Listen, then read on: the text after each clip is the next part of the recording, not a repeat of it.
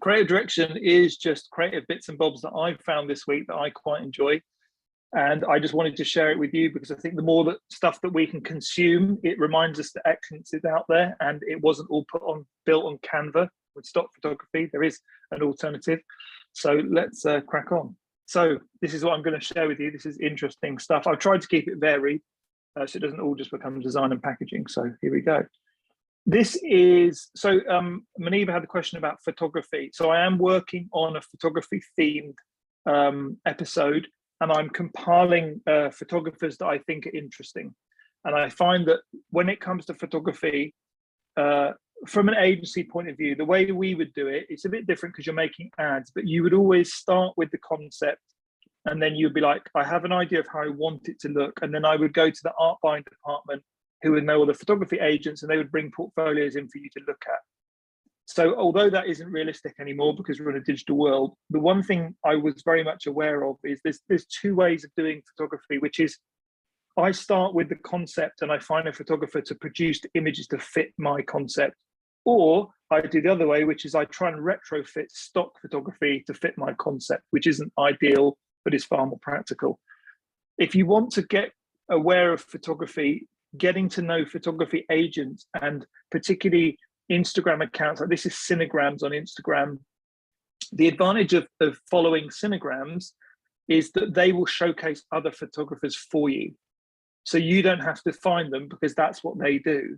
And all it takes is you might, if you see any photographers that you like or any photography that's interesting, just save it and follow those people. And what you'll find is even like you can save collections in Instagram, can't you? So if you find a picture you like, save it for future use. And that's you're going to be your way of kind of compiling a list of talented photographers. And then you go onto those like you see, you know, like anything, who are Cinegrams following. And then you build up this report. But I'm putting together a load of links so that I will supply you with all the photographers agents and all the people that I follow. And it is genuinely just a case of like, if I can turn my feed into, as much as I love memes and dog videos, those who, not many people follow me, but those who do, that's what I mainly watch.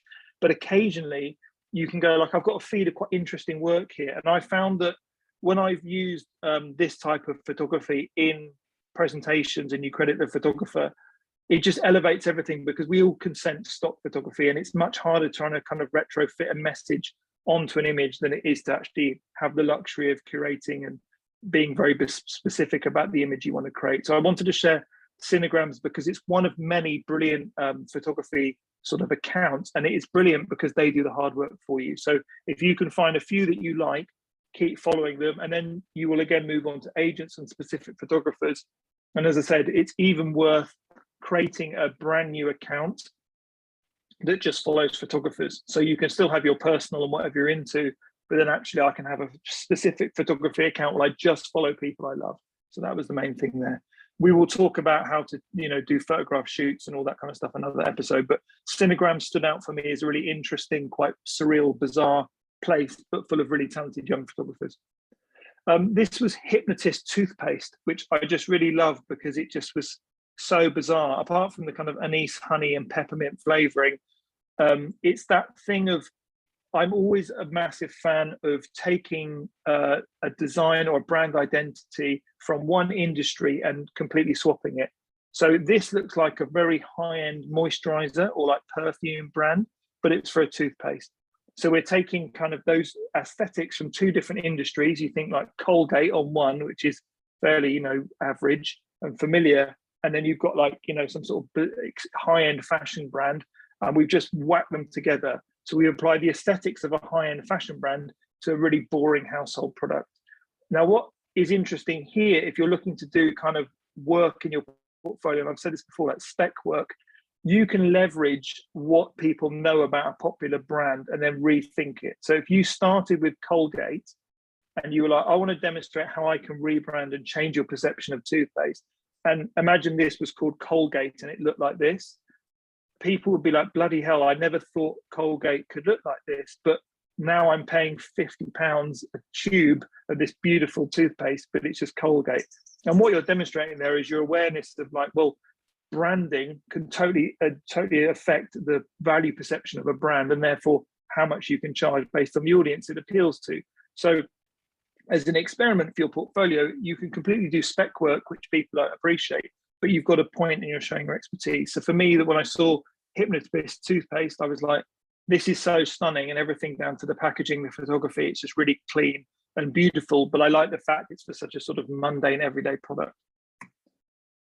This is the Pan Am logo archive. So there is, I think I'll send the link, but I quite like this old style. I like retro stuff anyway, but this 70s design for Pan Am was really beautiful.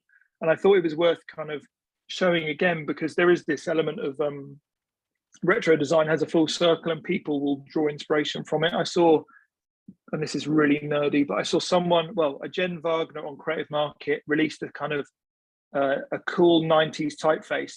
And for those of us who were alive then, this is me, I know that's Garamond condensed, which is on all the old Apple ads. So I don't know how she can just take Garamond condensed and then just redraw it and go, it's that cool 90s typeface you've all seen.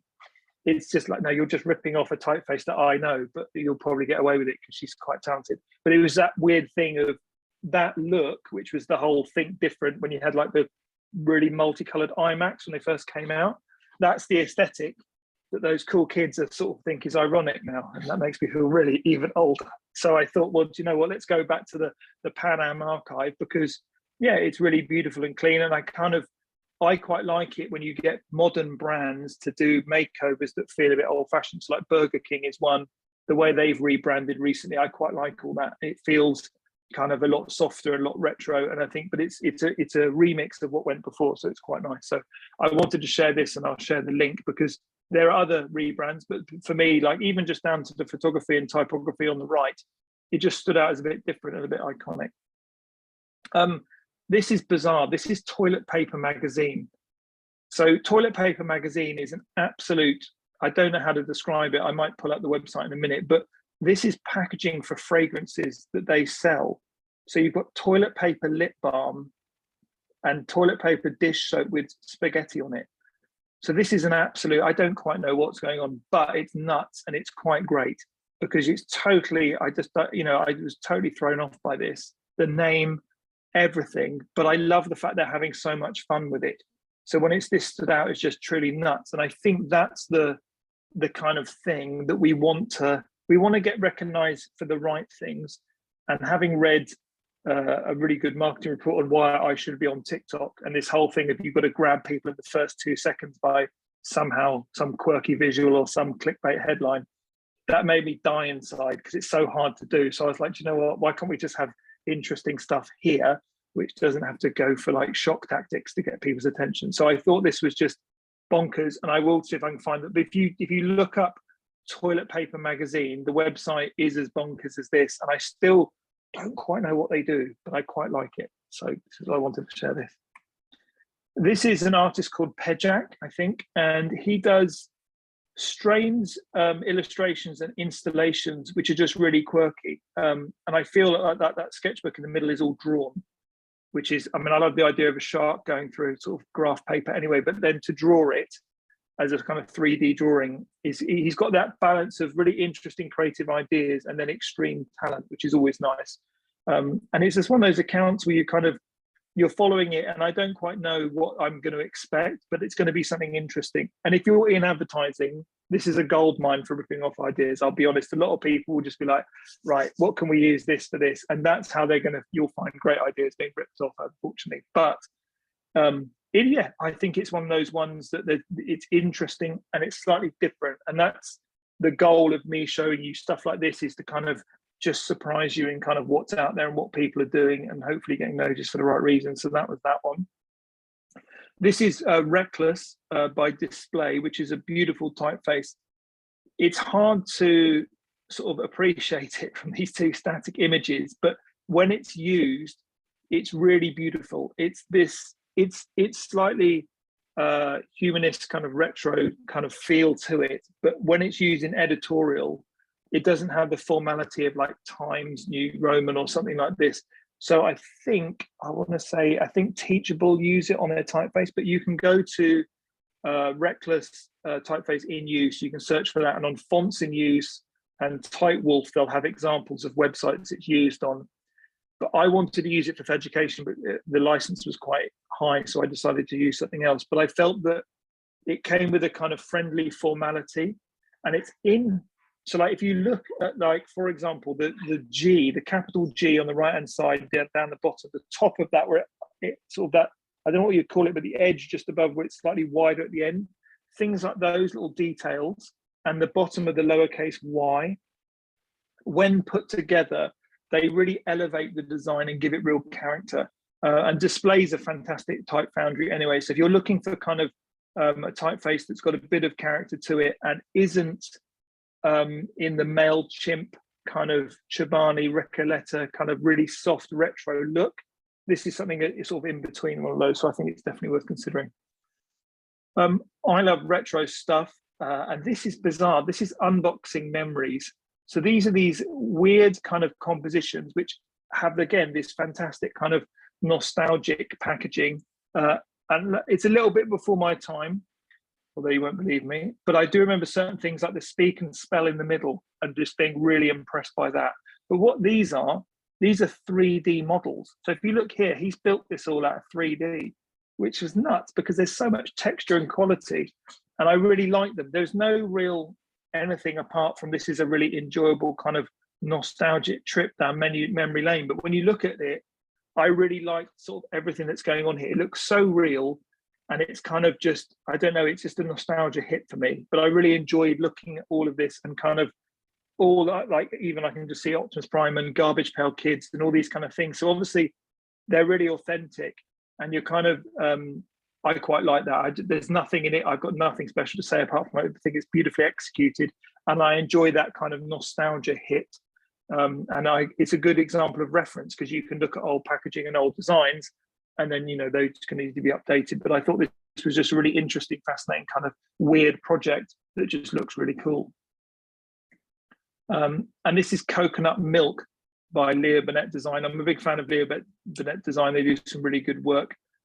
You might have already seen this around, but what I quite liked about this, again, was just the ambition to use really expressive typography to do something slightly different. And I think it's hard when you're doing drinks because you look at most fridges in supermarkets and they're all fairly predictable. You know, the type certainly is all the right way up, and there is an element of it has to be functional because there's information you have to convey in there. But what I really liked was the boldness of kind of creating this really bold typography that kind of works because it has character, and actually because it's all transparent, you can see what's in it, and then when they're stacked together, the type all works together. And it just was that thing of it's quite nice to actually apply interesting layouts and design to give real character to a brand that isn't easy to do because we're often constrained by kind of what we have to do. So I thought this was a kind of nice example of that. And that was it. Those were the kind of creative direction hits that I quite enjoyed. I will stop sharing now. And if anyone has any questions, I'm more than happy to kind of take them. So yeah, please, if you have any questions, ask away.